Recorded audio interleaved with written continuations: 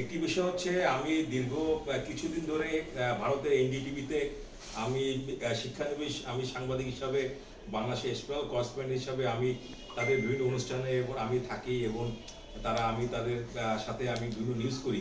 সেখান থেকে আমি একটি জিনিস দেখেছি যে বাংলাদেশে আসলে মফস্বল সাংবাদিকতা যদি আরও যদি জাফর ভাইয়ের নেতৃত্বে খুলনা বিভাগ সহ সারা বাংলাদেশের যে গ্রহণযোগ্যতা আরও যদি বৃদ্ধি করা যায়, তা আমি বিশ্বাস করি যে আমাদের শ্রদ্ধাভাজন প্রবীণ সাংবাদিক আজকের যে যে বিষয়টি দেখেছি আর হৃদয় বিদারক বিষয়, আসলে এই সাংবাদিকদের পাশে ন্যান্সি আপা খুব চমৎকারভাবে বলেছেন এমন কিছু মানুষ আছে যারা হঠাৎ করে কমিটি হওয়ার সময় তারা ঢুকে পড়ে, পরবর্তী তারা বিশৃঙ্খল সৃষ্টি করে। এটি আসলে মফস্বল সাংবাদিকরা। আর ভাই বলেছে যে কাকের মাংস আসলে কাক খায় না। আমাদের একটি বিষয় আমি উপলব্ধি করেছি এই 17 বছরে।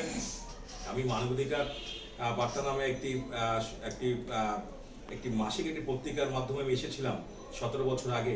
সেখানে সব থেকে যে গুরুত্বপূর্ণ বিষয়টা দেখেছি যে আসলে আমাদের যে মফস্বল বলেন আর আপনার মহানগর সাংবাদিক বলেন, যখন বিপদে পড়ে যায় তখন কিন্তু আসলে পাশে কেউ দাঁড়ায় না। পাশে শুধু একমাত্র যে আমাদের যে আছে, যে অ্যাসোসিয়েশন আছে, এই মফস্বল সাংবাদিকরা, এই সকল যারা ভাইরা আছে তারাই পাশে দাঁড়ায়। পত্রিকা যারা সম্পাদক আছেন, প্রকাশক আছেন, তারা কিন্তু একটি বার কিন্তু আমাদের সেই যে আমরা কেমন আছি বা আমরা আক্রান্ত হয়েছি আমরা সেই বিষয়টা দেখে না। সর্বোপরি একটি ধন্যবাদ জানাচ্ছি আজকে আমাদের ন্যান্সি আপাকে, আমাদের সাহাদ হোসেন শাওন ভাইকে, যে এত বড় একটি মহৎ অনুষ্ঠানে আমার মতো ক্ষুদ্র একজন মানুষকে যে আমন্ত্রণ জানানোর। সকলকে ধন্যবাদ। ভালো থাকবেন, সুস্থ থাকবেন। আসসালামু আলাইকুম।